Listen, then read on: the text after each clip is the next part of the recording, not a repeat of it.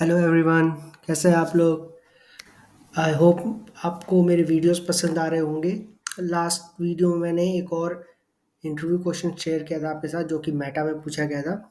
आज मैं एक नया टॉपिक लेकर आया हूँ, जो कि उतना फ्रीक्वेंट यूज़ नहीं होता, बट उसका यूज़ हम तब करते हैं जब बहुत ही कॉम्प्लेक्स सिचुएशंस को हमें हैंडल करना होता है, या फिर क्वेरी को थोड़ा ऑप्टिमाइज़ करना होता है।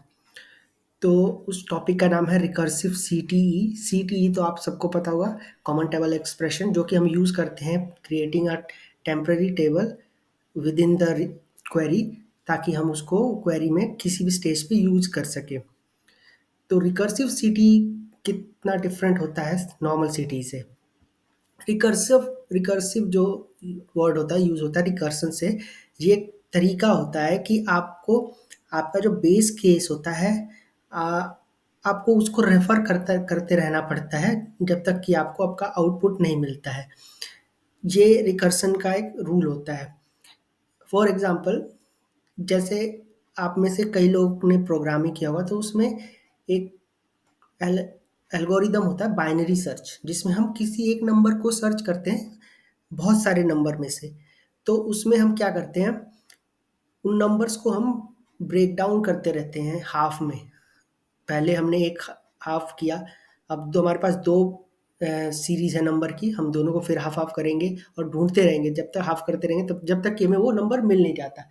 तो जो हम डिवाइड कर रहे हैं उस सीरीज ऑफ नंबर्स को, वो हमारा बेस केस है। यानी कि हमें सर्च तो करना है, पर कैसे डिवीजन करके करना है। तो हम अपने उस डिवीजन को बार बार रिपीट कर रहे हैं, यानी रेफर कर रहे हैं हमने बेस केस को। तो वही रिकर्सिव होता है। तो हम माई सीक्वल या सीक्वल के अंदर में भी उसी रिकर्सन का फॉर्म यूज़ करते हैं और क्वेरी को रन करते हैं। आपको ये और अच्छी तरह समझ में आएगा जब आप मैं आपके साथ एक एग्जांपल शेयर करूँगा। फॉर एग्जांपल, हम क्वेरी लिखेंगे फैक्टोरियल फाइंड आउट करने का। फैक्टोरियल, जिन्हें मैथ के स्टूडेंट आप सब होंगे ही, आई एम गेसिंग, तो फैक्टोरियल आप सबको पता होगा। बट अगर जिन्हें नहीं पता है, तो फैक्टोरियल होता है, हम किसी भी नंबर का फैक्टोरियल क्या होता है, वो नंबर से लेकर उसके प्रीवियस जितने भी नंबर है लेसर देन दैट का मल्टीप्लिकेशन। फॉर एग्जांपल, अगर हमें 5 का फैक्टोरियल निकालना है, 5 फैक्टोरियल को हम इस तरह से लिखते हैं, सॉरी, 5 का फैक्टोरियल निकाला तो वो हम इस तरह निकालेंगे, 5 मल्टीप्लाई बाय में 4 मल्टीप्लाई बाय में 3 मल्टीप्लाई बाय 2 और मल्टीप्लाई बाय 1। ये है 5 के फैक्टोरियल का फॉर्मूला। हम इसको इस तरह भी लिख सकते हैं, 5 इंटू 4 फैक्टोरियल, क्योंकि 4 फैक्टोरियल क्या हुआ, 4 इंटू 3 इंटू 2 इंटू 1। तो ये हम इस तरह भी लिख सकते हैं। तो हम इसी फॉर्मूले को यूज़ करेंगे अपने इस क्वेरी में। इसमें एक चीज़ और बताने वाली बात है, 0 और 1 का फैक्टोरियल 1 होता है। तो अभी हम जब क्वेरी लिखेंगे तो उसमें आपको दिखेगा। तो हमें, क्योंकि हमें ये सिटी में बनाना है ये, तो हमें अब स्टार्ट यहीं से करते हैं विद।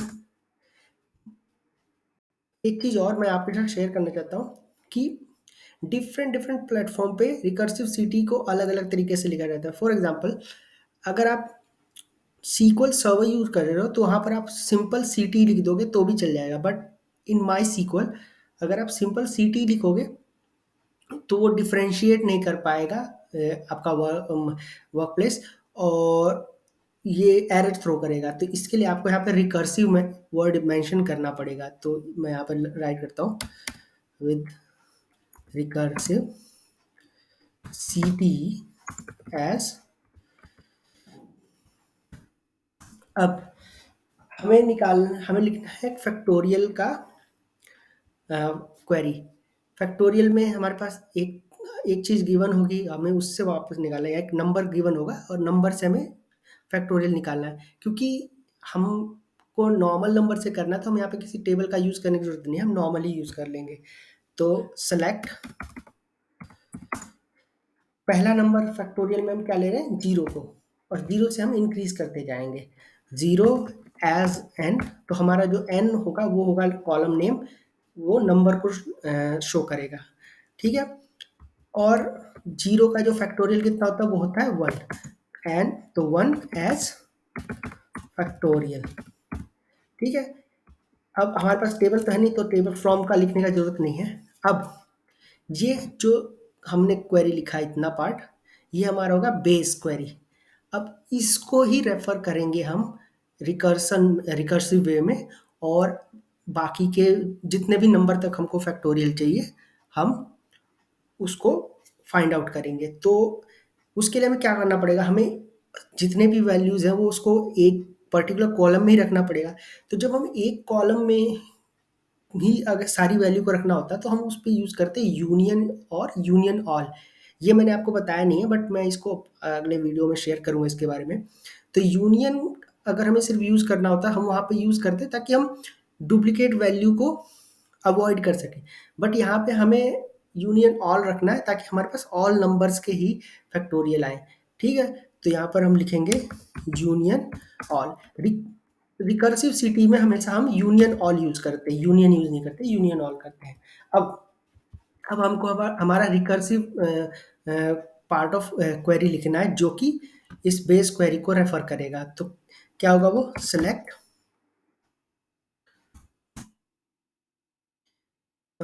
n plus one. तो नेक्स्ट नंबर होगा वो n प्लस वन ही होगा। पहला नंबर हमारा जीरो था तो नेक्स्ट नंबर क्या होगा, वन होगा। तो n हमारा अभी फिलहाल जीरो है तो जीरो प्लस वन वन हो गया, राइट। तो ये आपका नंबर हो गया।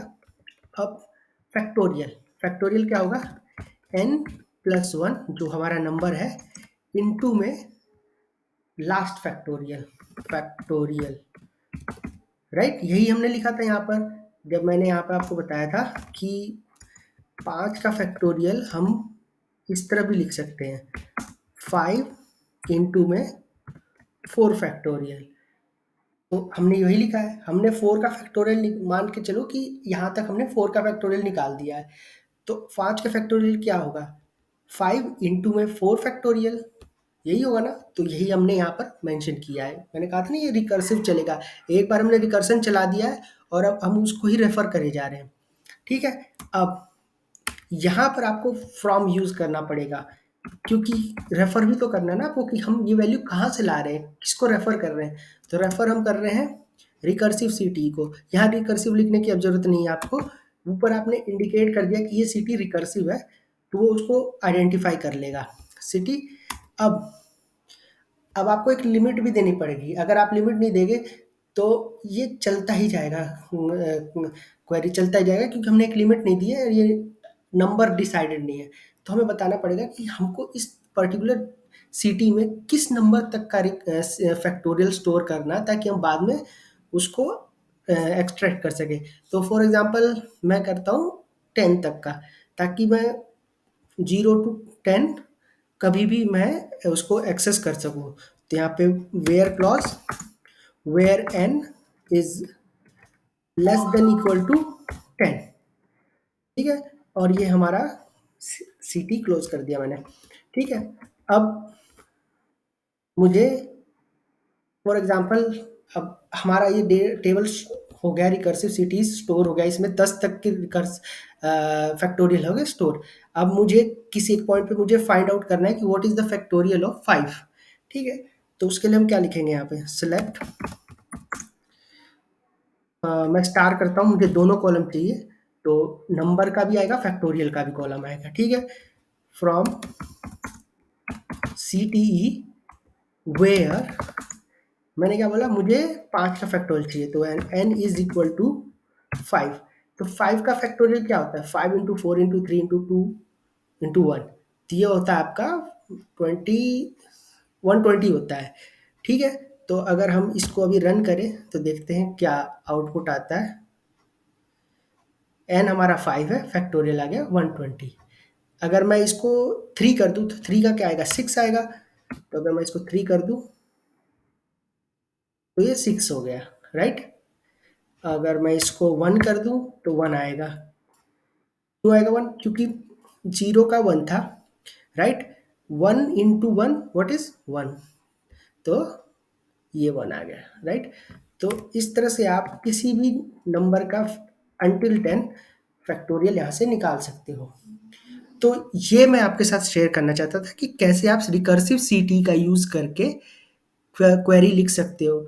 और इस तरह के ही केसेस को हैंडल करने के लिए रिकर्सिव सीटी यूज़ किया जाता है, जहाँ पे एक लूप में हमें क्वेरी को रन कराना होता है, ताकि हम उस लूप के थ्रू अपना आंसर फाइंड आउट कर सकें। जैसे कि एक फैक्टोरियल ये केस था, ठीक, right?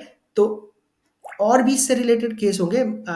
I would suggest that आप इसको और सर्च करो कि रिकर्सिव सीटी से आप कौन-कौन से केसेस सॉल्व कर सकते हो, और आप अपनी तरफ से डमी डेटा बनाओ, और फिर टेबल तो आपको क्रिएट करना आता है, तो टेबल क्रिएट करो, या कुछ कोई भी कहीं से भी डेटा लो और उसके ऊपर रिकर्सिव सीटी यूज़ करके रन करके देखो, और तब आपको बेटर समझ में आएगा। जब तक आप प्रैक्टिस नहीं करोगे ना, केवल वीडियो देखने से कुछ नहीं होगा, जब तक आप प्रैक्टिस नहीं करोगे, तब तक आपको समझ में नहीं आएगा।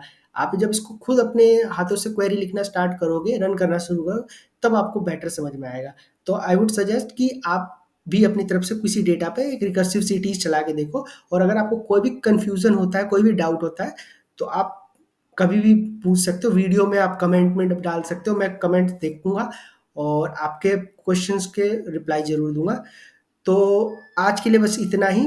आप इस पर्टिकुलर टॉपिक को प्रैक्टिस करना, और ज़रूर बताना कि ये टॉपिक आपको समझ आया कि नहीं आया, और प्रैक्टिस ज़रूर करना। और यार, वीडियो को ज़रूर लाइक करो और चैनल को सब्सक्राइब करो। मिलते हैं हम नए वीडियो में कुछ नए टॉपिक या फिर नए इंटरव्यू क्वेश्चन के साथ में।